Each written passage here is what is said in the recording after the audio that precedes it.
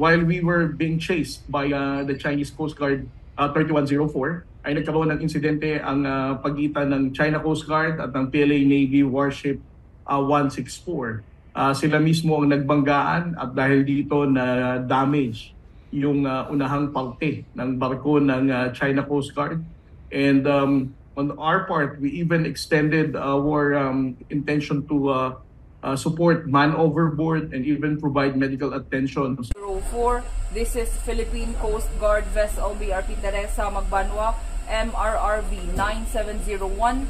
We have medical personnel on board. Should you need any assistance, we are willing to provide assistance. Over. Itong incident na to, I hope it would already convince the Chinese government, no, to adhere to the collision regulation.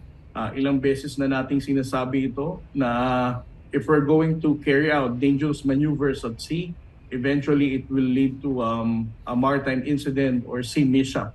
And this is what happened here.